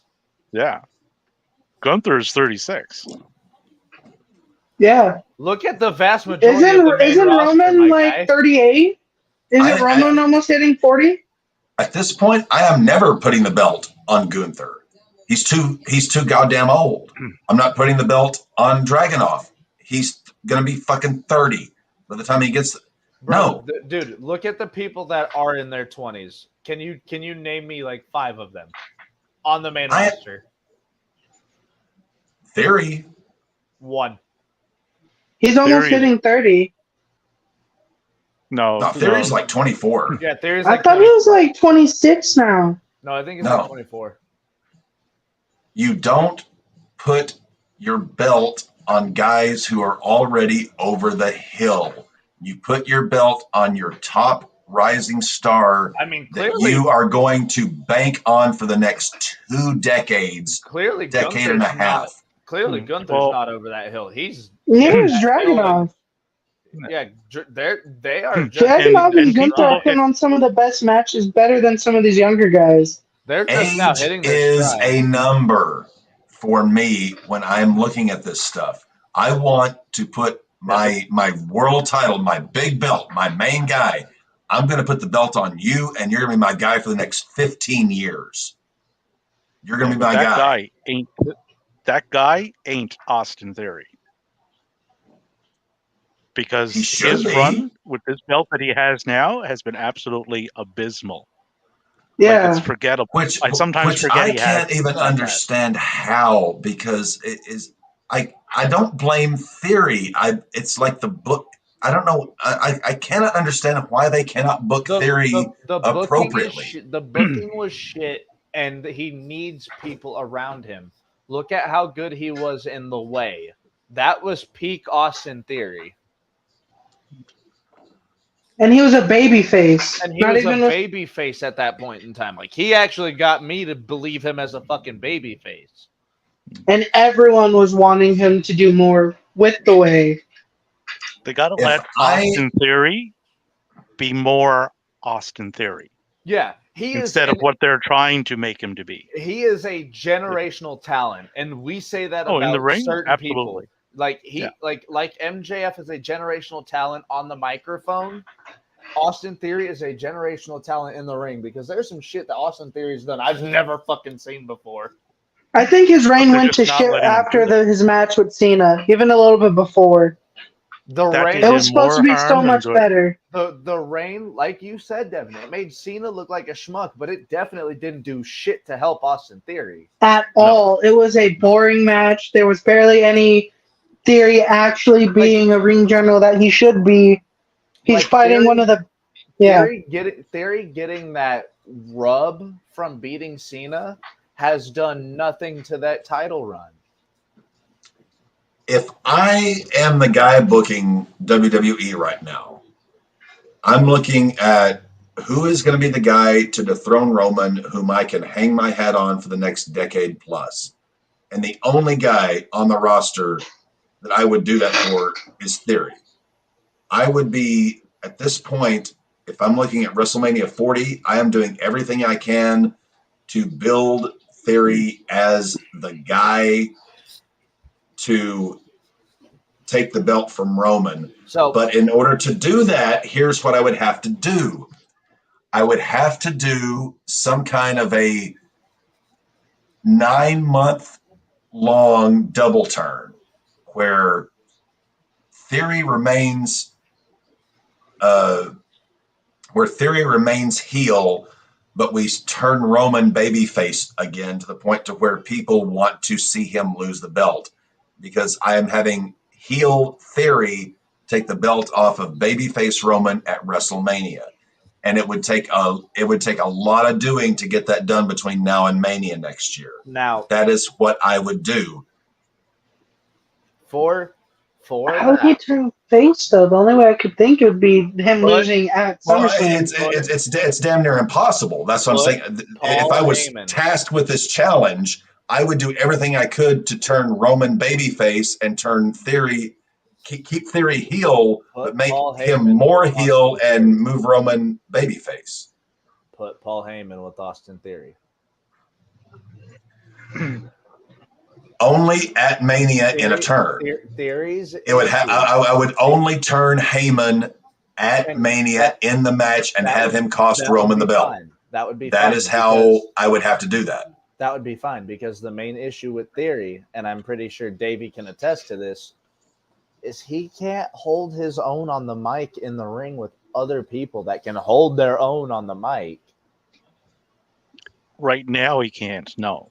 So put him with Heyman for at least a year. Have him, and like, if we do Cap's booking, if we put Heyman with Theory for the next year, and to Cap's point, see how Theory does with a almost year-long run with the belt. Make it go 9 months, 10 months. Heyman turns at Mania. You put the belt on Theory. Roman goes away for 9 months, a year maybe. Yeah. You send Roman packing for a good-ass while. Roman doesn't even have to be the guy to dethrone Theory. Roman doesn't even come back until the Rumble. Yeah, Roman comes back at the Rumble. Roman doesn't have to be the guy to fucking dethrone Theory. Roman he doesn't have whatever the hell he wants. But I'm saying you keep Roman away until the Rumble next year. At that point, we're just turning Roman into the new Brock. And which Brock needs to be released from his contract, sent to his fucking farm in goddamn Saskatchewan. And he can enjoy his life. And we just replaced his placement with Roman, though, constantly having Roman Theory and then Brock being either a face, cowboy, or... Again, Devin, we don't even have to have Roman in the situation with Theory. Theory can be doing his own shit with Paul Heyman. If it was my call, Brock wasn't even having a goddamn job at this point. So here's a question with Theory.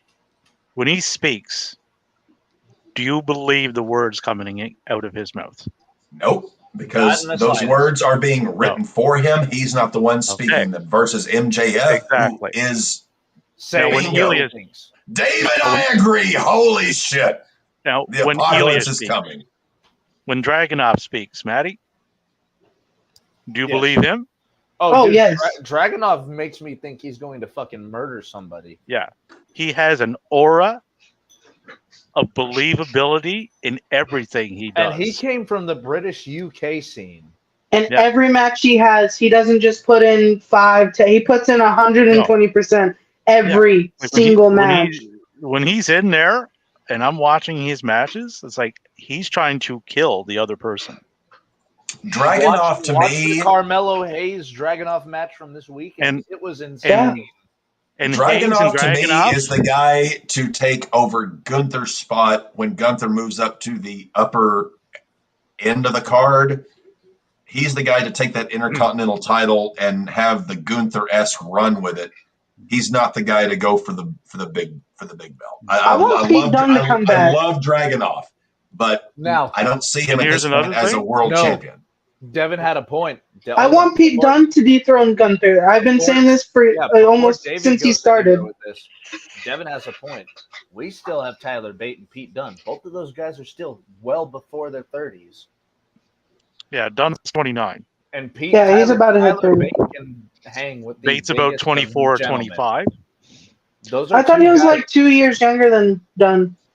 Those are two guys that can easily come to the main roster and become like the underdogs. And I know Pete's already on the main roster, but they're not doing a goddamn thing with Butch. He's They've Butch. booked him into oblivion since he's been up. But Carmelo Hayes is a year younger than Ilya Dragunov. Hayes is 28. Carmelo Hayes is another guy that you can book the company around when he comes up. Yeah. Let's also not forget, next year, MJF still has not signed an extension with AEW. MJF is not going to WWE. I don't think so. Not this They year. have gotten- Not this time. Not this They time. have not gotten one person. Not one. The only person they got was Cody, and the only reason they got him was because that was always his goal from the minute he left back in 2016, was to go back. That's why the Elite didn't sign. That's why MJF isn't going to. Rush Everyone didn't looks at sign. that as, Rush didn't sign. FTR Everyone's didn't. looking at AEW Jay as the White greener didn't sign. pastures. Yeah. Everyone thought Jay White would, and then he ended up signing with AEW. It seems like everyone's spot's going to be AEW. My hope and prayer is that Vince McMahon dies of a massive sudden stroke, and that Triple H is I'm in is agreement given with Captain again, by the way. is given free hand to book without interference from Gomez Adams. Here's the And thing you with bring in MJF, and I am completely fantasy. I know there's no way in hell this is ever going to happen. This is just in a dream world. This is how I would do it. In Cap's wet Vince, in my wet dreams, Vince McMahon is dead and in the ground. Triple H has the book. We move WWE to TV 14, TV MA rating. You bring MJF over from AEW. You give him the boatload contract. You let MJF be MJF, and you slowly somehow position him in 2024, 2025, like WrestleMania 2025, to get the belt. And you have the hottest fucking heel, the best mic worker, one of the best in-ring workers as your guy to lead WWE for the next decade plus. That is what I would be trying to work things toward. It's not going to happen. no. But Well, if I'm the guy who's, thinking, okay, how can we present the best product and get the best ratings? TV 14, TV MA, let's get MJF over, build him up for a year, put the belt on him, and you have got the absolute, you've got Roddy Piper 3.0 just doing his shit. 2.0? No, I'm saying I'm even going above 2.0. I'm going to 3.0 here. Oh, okay, I got you. But I do have to say I've almost basically stopped watching AEW for the most part because it's so horribly booked. But what is this shit? It is getting better. What is this shit with MJF? Are they turning him babyface? For now, and then he's just having fun for a little bit, and then he's just going to fuck up Adam He Cole. Going to ruin hugged people. Adam Cole. Dude, he's going to ruin people. Dude, he's going to ruin people's lives because so many people are invested in Adam Cole and MJF as a tag team. Why do they not have him take the belt and bash his brains in with it? It's about to happen. It better. Because if they fuck MJF up and turn him babyface, help me God, may I bring down the wrath of Thor, the hammer of the gods. Fuck you, AEW, if you even remotely have MJF be anything but the most evil, satanic piece of shit heel ever. You want him to be satanic? God damn it. That's not his So Yeah, What is Tony Khan's weekly cocaine bill at this point? probably 0. But on Saturday, well, before I get into this, on that roster, who would you say could be a bigger heel? on AEW's roster? On AEW's roster, Lance Archer. No, not bigger, tall white. No, I'm in general. Lance Archer, the Murder Hawk. I love him. If I'm booked, 48. No, I'm saying if I'm booking and I'm looking at it, if I'm looking for a quick cash grab, it's CM Punk. Christian Cage. If I'm looking for a long-term heel, it's Jungle Boy. Christian Cage. Captain said it right first. Punk. Now, I don't know if you guys seen Collision Saturday. I did. He whipped out the old AEW title and which he was never defeated for, which I love the storyline. At this point, All In needs to be Punk versus MJF 3 for the belts. Right. And then we got Ricky the Dragon Steamboat as the one line that he said in that promo that he did, and it harkens back to his ROH days. I'm straight edge, which makes me better than you. So whose other tagline is, I'm better than you and you know it? Who currently has the AEW title? Who has the belt that he never lost? I swear to God, if the main event in Wembley is MJF versus CM Punk 3, I am ordering that pay-per-view. I am going to sit there. Well, Cap, we're already live streaming it, so only with the roles, and they're tied 1-1. They go Punk and I am like Maddie. I'm sitting there with a bottle of Jergens or my preferred lube and the Kleenex. I mean, that is, if I get MJF CM Punk 3 for the unification of the belts, I am just going to be jerking myself nonstop on camera. Not literally. This time, you have the roles reversed. Have MJF play the role of the babyface? You have 80,000 plus people cheering your top guy, MJF, and they will boo the fuck out of CM Punk. Which I'm fine with, because CM Punk is a great heel. Punk is better as a heel. The run he and MJF had, I understood he had to be the babyface coming in. It's the returning hero. You can't have him be you can't. It's like a ticker tape parade. It takes a while to take that shit off. I totally understood that, and I love the run. But Dave, I like where you're talking with this. Yeah. If they laid the seed for it, make MJF the baby face. Not a baby face, but the baby face in the match. Not turn him, but make him the. It's like when you have a heel versus heel or baby face match. One guy still has to kind of be the heavy. Make MJF the baby face, Punk the heel. He can do that role. Oh my God! The hair on the back of my neck is standing up just thinking about. Oh God damn! How good would that match be? And make a 2 out of 3 falls or an Iron Man match. And the way they booked that tag team match, it was Max that took the pin. I didn't see that. I just saw the aftermath was what I saw. But he retreated back into the corner, sitting down, was almost in tears because he lost the match for his team. He drew that much sympathy from that crowd. And it's done naturally. It's just a natural turn they're doing. And it's. Are you thinking now, Dave? I'm following you here. Punk, MJF, All In.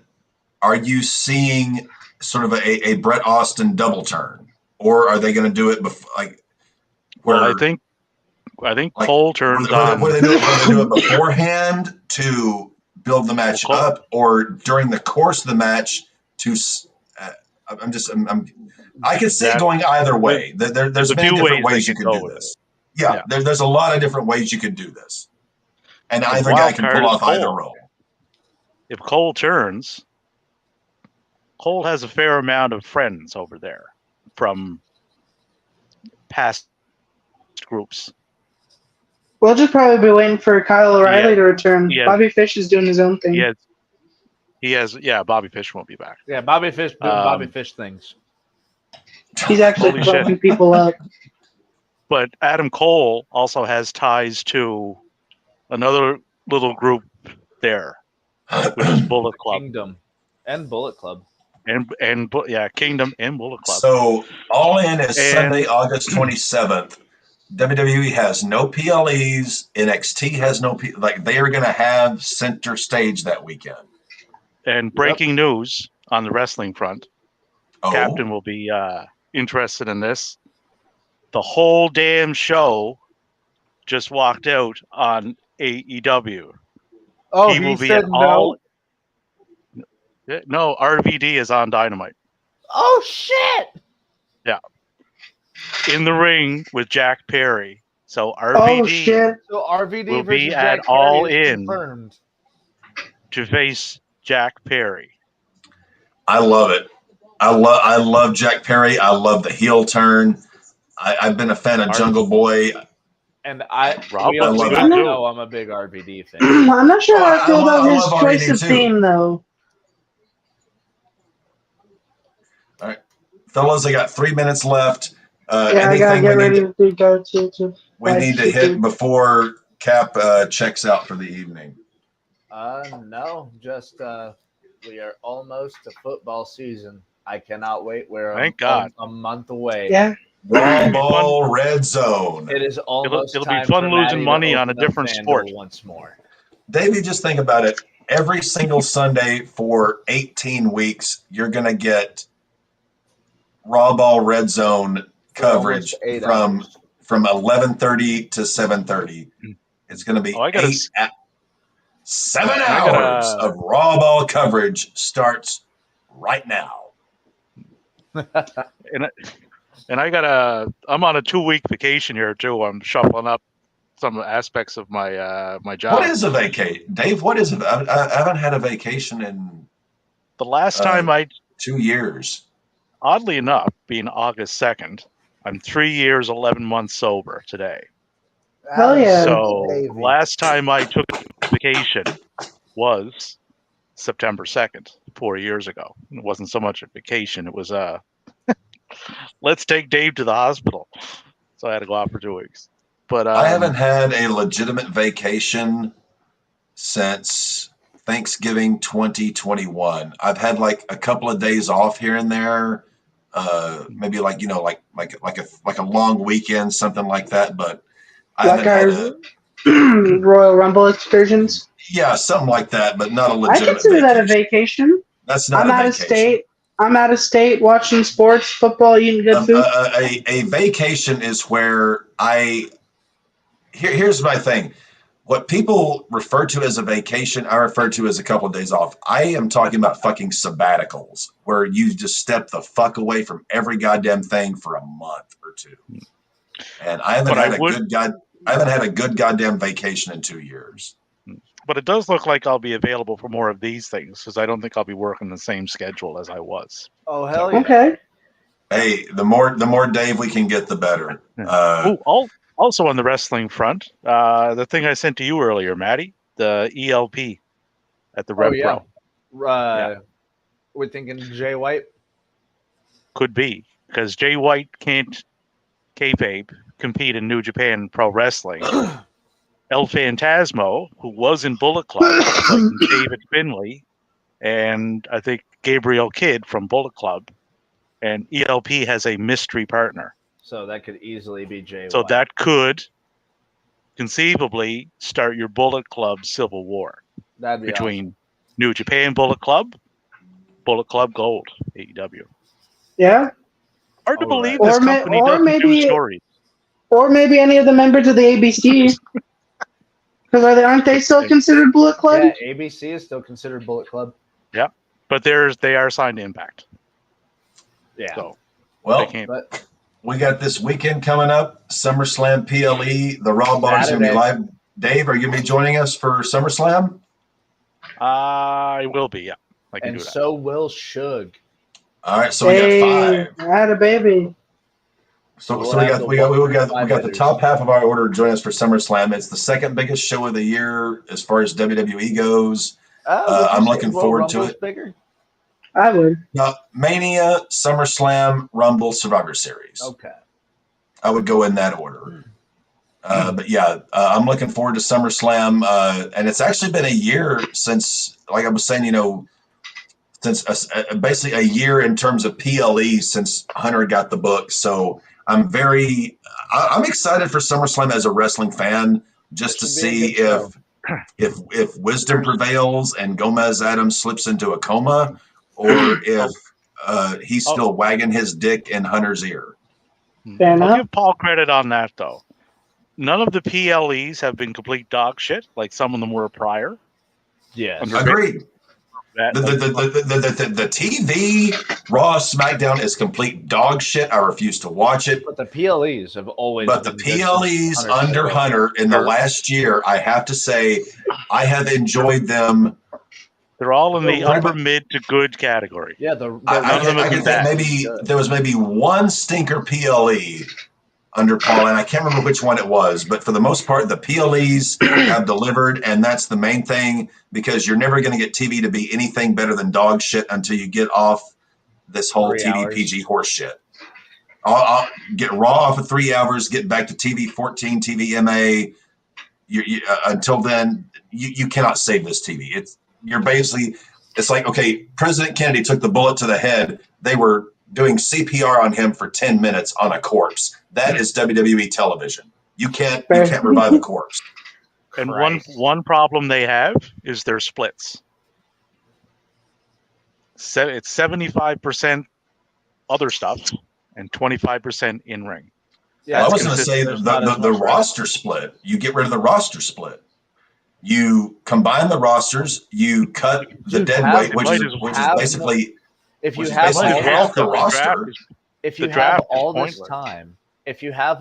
time, you've got time for all that wrestling and all those wrestlers that you have under contract. But there's no good wrestling going on television. It's too exactly. But if you have more wrestling and less, cut the roster in half. Make Raw 2 hours TVMA. You have a wrap up show on the weekends.